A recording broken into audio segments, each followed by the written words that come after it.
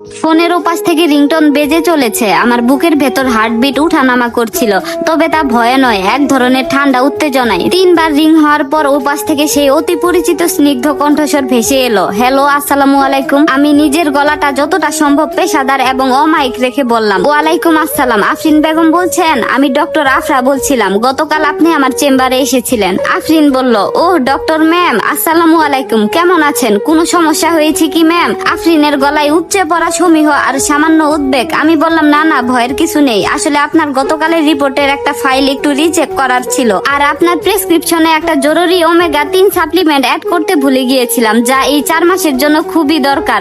আপনি কি আজ বিকেলে একটু ফ্রি আছেন? আমি ভাবলাম আপনার বাসার ওদিক দিয়ে যাব, প্রেসক্রিপশনটা নিজেই ড্রপ করে দিতাম। আমি চারটা খুব বুঝে শুনে চাললাম। আফরিনকে চেম্বারে ডাকলে সায়ান হয়তো জেনে যেতে পারে, কিন্তু ওর বাসায় আচমকা হানা দিলে সায়ানের আসল রূপটা হাতে নাতে ধরা পড়বে। মুন্সিগঞ্জ যাওয়ার নাম করে ও যে ধানমন্ডিতে আছে সেটা নিশ্চিত হতে হবে। আফরিন তো আমার আন্তরিকতায় গদগদ হয়ে বলল, ম্যাডাম আপনি নিজে আসবেন? কি যে বলেন, আমার তো ভাগ্য ভালো, আজ তো ওনারও ফেরার কথা আছে। আপনি অবশ্যই আসবেন ম্যাম, বিকেল 4টায় চলে আসুন, আমি ঠিকানাটা টেক্সট করে দিচ্ছি। লাইনটা কেটে আমি একটা দীর্ঘশ্বাস ফেললাম। ওনারও ফেরার কথা আছে, তার মানে সায়ান ওখানেই যাচ্ছে। ও নিজেকে খুব বড় খেলোয়াড় ভাবছে, অথচ ও জানে না ওর 2 সংসারের 2 নারী আজ এক ছাদের নিচে মুখোমুখি হতে যাচ্ছে। দুপুর 3টে নাগাদ আমি রেডি হয়ে নিলাম। আদিবকে আমার মায়ের বাসায় রেখে এসেছি, ওকে এই নোংরামির ছায়া থেকেও দূরে রাখতে চাই। আয়নার সামনে দাঁড়িয়ে ভালোবাসার গয়নাগুলো, এই সস্তা প্রতীকগুলো দিয়ে সায়ান আমাকে 7 বছর ধরে বেঁধে রেখেছে, আর আড়ালে অন্য একটা মেয়েকেও ভালোবাসায় রাঙিয়ে দিয়েছে। আজ এই মিথ্যে মায়ার শেষ দেখে ছাড়বো। ঠিক বিকেল 4টায় আমি ধানমন্ডির সেই অ্যাপার্টমেন্টের সামনে পৌঁছালাম। বেশ আভিজাত এলাকা। সায়ান যে ব্যবসার টাকা জমিয়ে এখানে দ্বিতীয় স্ত্রীর জন্য বিলাসবহুল বাসা ভাড়া নিয়েছে তা বুঝতে অসুবিধা হলো না। লিফটের 4 টিপে উপরে উঠলাম, ফ্ল্যাটের দরজার সামনে গিয়ে দাঁড়ালাম। নাম ফলকে লেখা সায়ান ও আফরিন। আমার নিজের নামের পাশে যার নাম থাকার কথা, তা আজ অন্য এক নারীর নামের পাশে জলজল করছে। ভেতরের ঘৃণাটা আবার চারা দিয়ে উঠলো, কিন্তু আমি নিজেকে শান্ত করে কলিং বেল চাপলাম। কয়েক সেকেন্ড পরই দরজা খুলে গেল। আফরিন একটা সুতি শাড়ি পরে মুখে চৌড়া হাসি নিয়ে দাঁড়িয়ে আছে। আফরিন বলল, আসুন ম্যাম, ভেতরে আসুন। আমি ড্রয়িং রুমে পা রাখলাম। চারপাশটা খুব সুন্দর করে সাজানো, দেয়ালে একটা বড় ফ্রেমে বাঁধাই করা ছবি ঝুলছে। সায়ান আর আফরিন একে অপরকে জড়িয়ে ধরে হাসছে।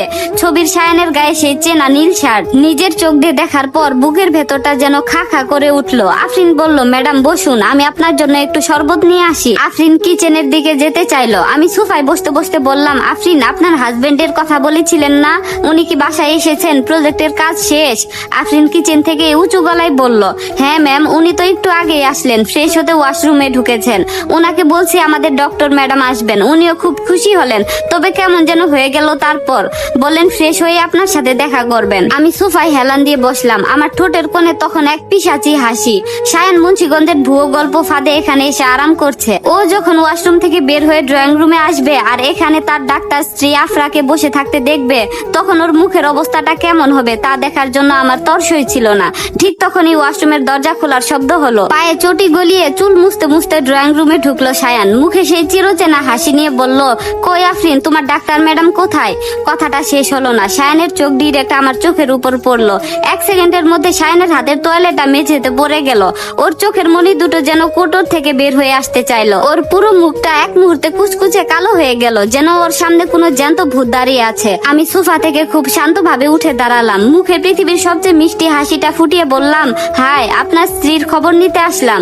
আপনার স্ত্রীর কাছে আপনার অনেক প্রশংসা শুনেছি। সায়ান একটা শব্দ উচ্চারণ করতে পারলো না। ও কাঁপতে কাঁপতে সোফার হাতলটা চেপে ধরলো। ও বুঝতে পেরেছে ওর 2 নৌকায় পা দিয়ে চলার খেলাটা আজ মাঝ নদীতে এসে ভেঙে চুরমার হয়ে গেছে। ড্রয়িং রুমের বাতাসটা তখন বরফের মতো জমে গেছে। সায়ানের কপাল বেয়ে টপ টপ করে ঘাম ঝরছে, আর ও পাথরের মতো দাঁড়িয়ে কাঁপছে। ও হয়তো ভাবছিল আমি এখনই চিৎকার করব, ওর কলার চেপে ধরবো, কিংবা আফরিনের সামনে ওর আসল রূপটা ফাঁস করে দেব।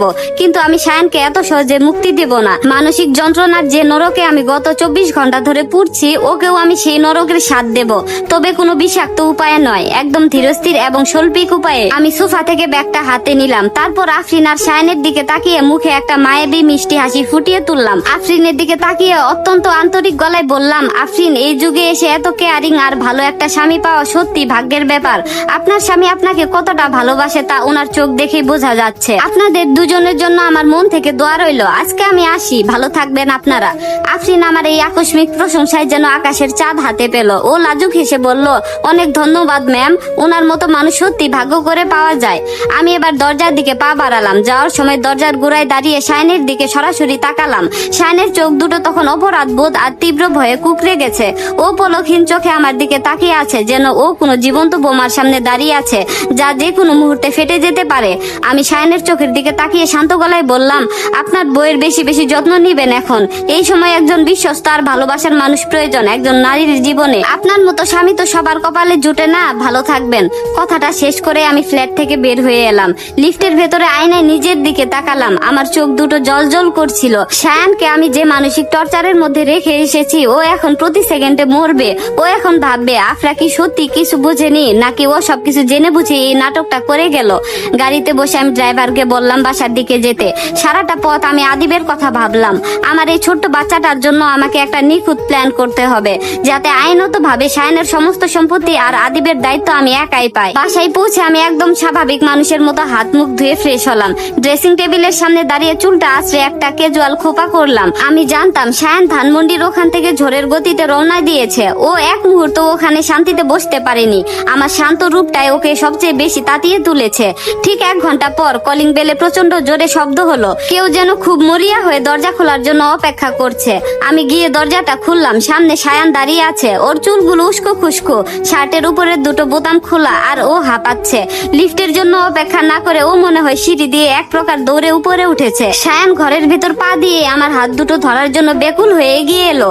ওর মুখে তখন এক রাশ কৈফিয়ত আর ক্ষমা চাওয়ার আকুলতা। শায়ান বলল, আফরা, আমাকে একটাবার বলতে দাও। আমি ওর মুখের কথা কেড়ে নিলাম। ওর হাত দুটো আলতো করে সরিয়ে দিয়ে মুখে একটা চৌড়া স্বাভাবিক হাসি টেনে বললাম, আরে শায়ান, এত তাড়াতাড়ি তোমার মুন্সিগঞ্জের কাজ শেষ হলো?